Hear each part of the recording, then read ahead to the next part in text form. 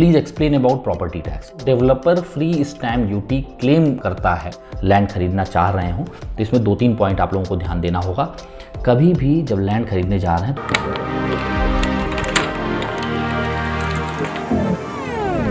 नमस्कार साथियों, स्वागत है आप सभी का सौदा घर के आज के इस नए वीडियो में। साथियों, आप लोगों का आशीर्वाद लगातार हम तक पहुंच रहा है और यही कारण है कि आप लोगों के जो सवाल आ रहे हैं उसका जवाब हम लोग अच्छे तरीके से आप लोगों के सामने ला पा रहे हैं और तमाम वीडियो भी आप लोगों के सामने ला रहे हैं रियल एस्टेट से जुड़े।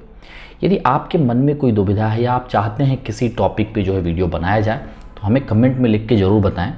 और आपका कोई पर्सनल कंसर्न है जहाँ पे प्रॉपर्टी आप खरीदने जा रहे हैं या फिर खरीद चुके कोई दिक्कतें हैं तो हमने क्वेरी कंसर्न फॉर्म जो है वो डिस्क्रिप्शन में दिया हुआ है, उसे क्लिक करिए, अपनी समस्या हम तक पहुँचा दीजिए। कोशिश रहेगी कि आपको इन पर्सन कंसल्टेशन दिया जाए। और चलिए आपके सवालों से इसकी शुरुआत करते हैं। यदि आपको पसंद आए तो ही लाइक और शेयर कर लीजिए और अपने चैनल को सब्सक्राइब करके बेल आइकन प्रेस कर लीजिए। पहला सवाल है अतुल सिंह जी का और इन्होंने लिखा है, hi sir, please explain about property tax. Do we have to pay property tax for the plot also and how much minimum carpet required to pay property tax. देखिए अतुल जी, बड़ा अच्छा सवाल है। प्रॉपर्टी टैक्स के बारे में बहुत कम सवाल आते हैं और आपने यहाँ पे बात की है प्रॉपर्टी टैक्स के बारे में।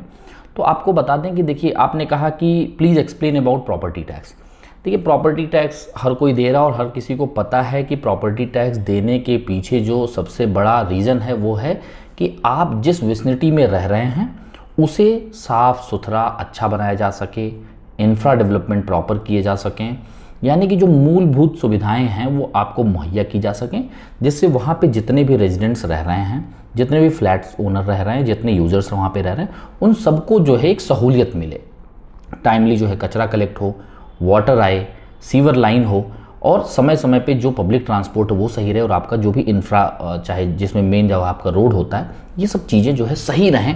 और इसके फंड के लिए आपसे प्रॉपर्टी टैक्स रिकरिंग रूप में लिया जाता है और इसका जो बेस होता है वो होता है रेडी रेकनर। जिस समय आपकी प्रॉपर्टी बन के तैयार हो रही है उस समय उसका रेडी रेकनर रेट क्या है, या फिर जिस समय आपने परचेज किया उस समय उसका रेडी रेकनर रेट क्या था, उसको बेस बना के आपके प्रॉपर्टी टैक्स को जो है कैलकुलेट किया जाता है। यही कारण है कि जो नए प्रॉपर्टी आ रहे हैं और जितने भी नए प्रॉपर्टी आएंगे उनका जो प्रॉपर्टी टैक्स है वो ज़्यादा होता जाएगा, यानी कि एक्सकेलेट ही होगा, कम नहीं होगा। जितने पुराने जो है कंस्ट्रक्शन आप लोग देखेंगे with in the city, centre of the city, वहाँ पे आप देखिए पेट एरिया वगैरह में, तो वहाँ पे मूलभूत सुविधाएं भी ज़्यादा हैं, यानी गार्बेज कलेक्शन अच्छा है, रोड लाइट भी ठीक ठाक है, रोड इंफ्रा भी अच्छा खासा है। वहाँ पे लोगों को प्रॉपर्टी टैक्स कम देना पड़ रहा है। कारण ये है कि उनके हिसाब से जब जो है रेडी रेकनर रेट था उसके आधार पे उसका कैलकुलेशन किया गया, उसके बाद उसमें समय समय पे जो है कुछ चीज़ें ऐड होती गई, लेकिन वो उतना नहीं होता जितना कि नए कंस्ट्रक्शन बनके तैयार हो रहे हैं, क्योंकि जो बेसिक मानक है वो आपका रेडी रेकनर बनाया जाता है। ये तो हो गया प्रॉपर्टी टैक्स के बारे में। अच्छा हाँ, प्रॉपर्टी टैक्स लेने के बाद भी किस तरीके से जो है तमाम लोकेशन जो कॉरपोरेशन के अंदर हैं उसमें जो है ढंग का जो है सिविक जो है इश्यूज़ जो है बने हुए हैं, ढंग के कोई इंफ्रास्ट्रक्चर वर्क नहीं है, तो उस पर हमने जो है सीरीज स्टार्ट कर दी, जिसकी शुरुआत हमने केशव नगर से की है। उस पर 1-2 पार्ट हमने बना दिए हैं, उसे आप आई बटन पे प्रेस करके देख सकते हैं। और देखिए इसमें क्या है कि हम लोग तमाम जो सिविक इश्यूज़ हैं उस पर वीडियो बनाते रहे हैं। आप चाहे पुणे के किसी भी पार्ट का ले लीजिए, लेकिन कोशिश अब ये है कि इसे और भी माइक्रो लेवल पे जाके जो भी चीज़ें वो आप लोगों तक लाई जाएँ। अगला जो बढ़ते हैं उसमें आपने लिखा है क्या प्लॉट का भी जो है एक तरीके से प्रॉपर्टी टैक्स लगता है? जी हाँ, बिल्कुल लगता है। अगर वो कॉरपोरेशन लिमिट में है और वहाँ पे कोई ऐसी कॉमर्शियल एक्टिविटी हो रही है जहाँ से रेवेन्यू जनरेट किया जा रहा है, या फिर अगर वो आर जोन में है तो उसका प्रॉपर्टी टैक्स बनता है। अब उसे जो कैलकुलेशन जो बात आती है कैसे किया जाएगा, तो फिर अगेन वो रेडी रेकनर पे होगा। हाँ, कुछ ऐसी जगहों पे मान लीजिए आपने छोटा प्लाट लेके रखा है और उसके लिए आपने एक एग्रीमेंट टू सेल करा के उसे ले लिया, या फिर उसे विसार पावती है जिससे जो है आप पावर ऑफ अटॉर्नी कहते हैं, वो करके आपने लिया और आपके एक्विजिशन में है वो प्लॉट, पर उसका 7/12 आपके पास नहीं है और वो एक तरीके से गुंठेवारी में आपने लिया था, तो उसका प्रॉपर्टी टैक्स नहीं आएगा। कारण ये है क्योंकि उनके पास रिकॉर्ड नहीं है, 7/12 होना चाहिए। अब मान लीजिए वहाँ पे आप कंस्ट्रक्शन कर देते हैं और कंस्ट्रक्शन में कोई बाधा नहीं आती और आप वहाँ रहना शुरू कर देते हैं, तो ऐसी स्थिति में क्या होगा, वैल्यूअर आएगा, आपको अप्लाई करना होगा, इंटीमेट करना होगा। जैसे ही आपका कंस्ट्रक्शन कंप्लीट होता है, कॉर्पोरेशन से वैल्यूअर आएगा, वो देखेगा कि आपका कारपेट एरिया कितना है। कारपेट एरिया और रेडी रेकनर ये दोनों जो है बेसिक इंग्रेडिएंट है प्रॉपर्टी टैक्स को कैलकुलेट करने के लिए। तो आपका कारपेट कैलकुलेट होगा और वहाँ का जो रेडी रेकनर रेट होगा उसके हिसाब से आपको जो है प्रॉपर्टी टैक्स फिर जो है रिकरिंग जो है भरना स्टार्ट कर देना पड़ेगा, जो कि मंथली आता है आपका, और पूरे 6 महीने का एक साथ आप भर सकते हैं या फिर पूरे साल का एक बार में आप पूरा भर सकते हैं। इस तरीके से जो है प्रॉपर्टी टैक्स का रहता है। और कॉर्पोरेशन लिमिट में अगर कोई भी प्रॉपर्टी है, चाहे वो कोई शेड हो, चाहे आप प्रॉपर घर बना के रह रहे हो, या फिर कोई कॉमर्शियल एक्टिविटी हो रही हो, ओपन प्लॉट हो, उसका जो कंडीशन होगा हमने आपके सामने रखा ही है, तो इन सब पे प्रॉपर्टी टैक्स लगता है। चलिए आगे चलते हैं। प्रशील मून जी हैं, इन्होंने लिखा है, हाय सौदागर team, thank you so much for your relentless efforts. Thank you so much, आप लोगों का आशीर्वाद है। Can you please help understand following? Free stamp duty claimed by builders is a reality or just some trap to fool the buyers? दूसरा सवाल भी आपने पूछा है, चलिए पहले इसका जवाब दे देते हैं कि जो developer free stamp duty claim करता है या फिर आप लोगों को बताता है कि भाई ये देखिए हम आपको क्या करने वाले, ये आपका कोटेशन है, इसमें से स्टैम्प ड्यूटी फ्री रहेगा आपका। तो देखिए सिंपल है, ऐसा लोग करते क्यों हैं? क्या सच में जो है स्टैम्प ड्यूटी फ्री रहता है? इसे थोड़ा डिटेल में समझ लेते हैं। अब पहली चीज़ आप समझिए, अब अगर आप ये कह रहे हैं कि भाई स्टैम्प ड्यूटी फ्री होता है कि नहीं होता, नहीं होता है। अल्टीमेटली स्टैम्प ड्यूटी तो पे करना ही करना है। अब ये कैसे होगा ये समझिए। मान लीजिए आपका पूरा कॉस्ट शीट है, अब उस पूरे कॉस्ट शीट में आपका टोटल पैकेज जा रहा है 60 लाख रुपीज़ का, और 60 लाख रुपीज़ में मान लीजिए एग्रीमेंट कॉस्ट रहा होगा कुछ 50 से 52 लाख के आसपास। अगर वो कॉर्पोरेशन लिमिट में है तो लगभग 3,50,000 के आसपास आपका स्टैम्प ड्यूटी ही बन रहा है। तो वो जो 3,50,000 रुपये stamp duty as a stamp duty दिख रहा है आपके कोटेशन में, वो उसे हटा देंगे तो टोटल पैकेज कितना बन जाएगा आपका 56.5 का बन जाएगा, क्योंकि 60 लाख का पैकेज था और उसमें से स्टैम्प ड्यूटी हटा दिया गया। तो अब जो ये 56.5 का यानी 56.5 लाख का जो टोटल पैकेज आपका बन रहा है, उसके अंदर स्टैम्प ड्यूटी भी है। यानी कि जो एग्रीमेंट कॉस्ट है वो कम हो गया। वो क्या करेंगे, अगर एग्रीमेंट कॉस्ट 52 का था तो उसमें से 3.5 लाख रुपए निकाल देंगे, 49.5 लाख रुपए 49.5 लाख पे जो है स्टैम्प ड्यूटी कैलकुलेट करके उसे वहाँ पे रख लिया जाएगा।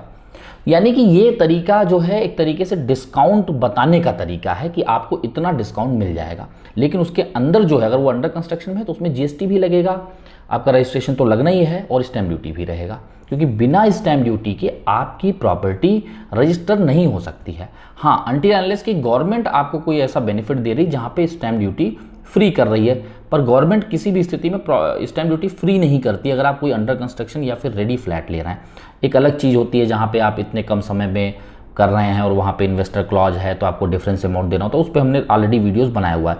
यहाँ पे प्योरली जो टॉपिक डिस्कस हो रहा है वो आपके सामने रख रहे हैं। तो स्टैम्प ड्यूटी आपका फ्री नहीं रह सकता है, एक चीज़।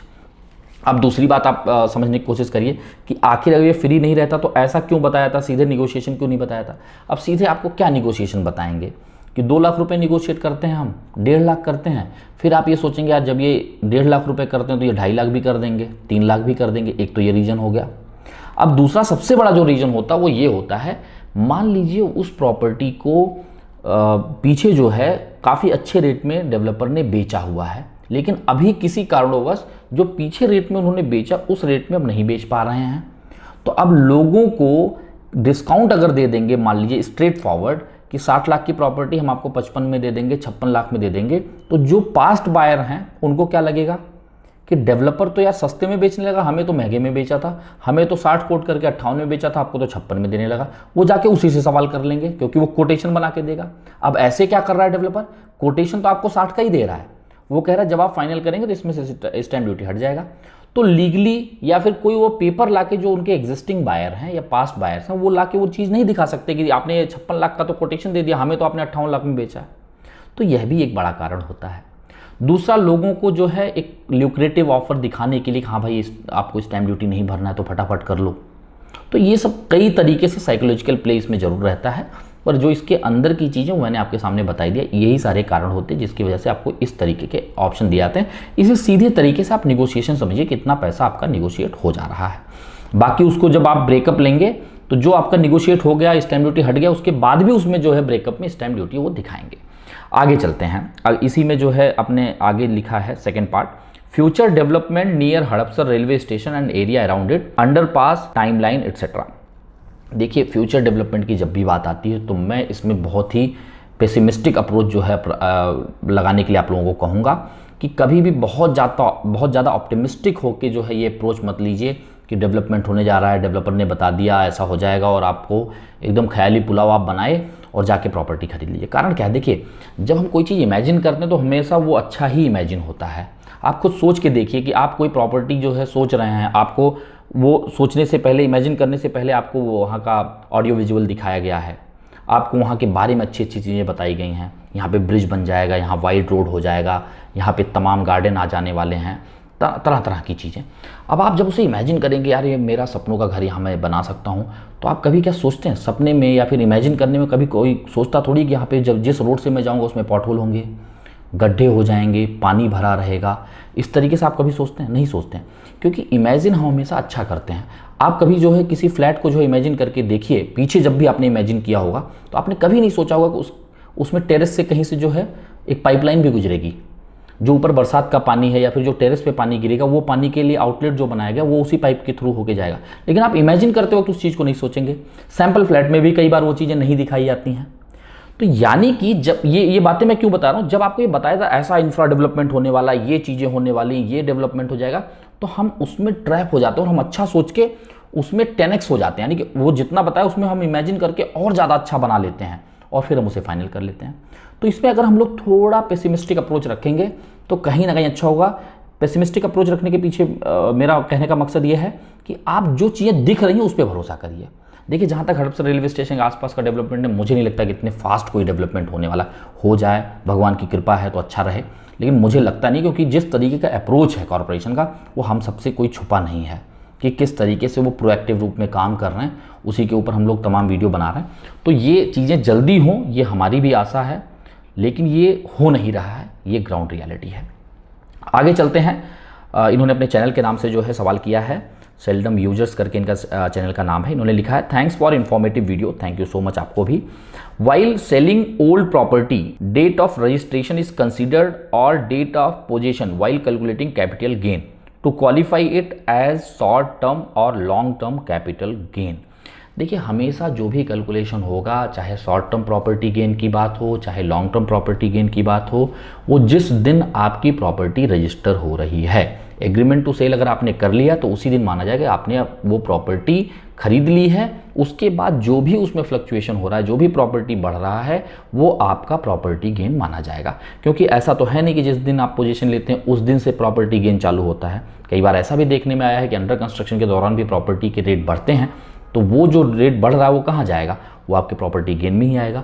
और यही कारण है, देखिए जब इन्वेस्टर क्लॉज की बात होती है तो जो पहले 1 साल का टाइम लिमिट था अब उसे 3 साल कर दिया गया है।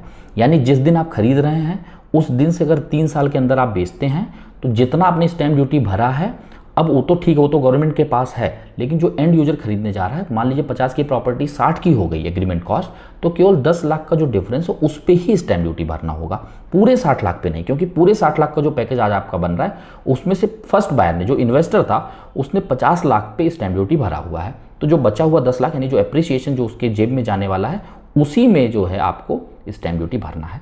तो उससे भी प्रूव हो रहा है कि जो डेट ऑफ रजिस्ट्रेशन है वही आपका मानक माना जाएगा।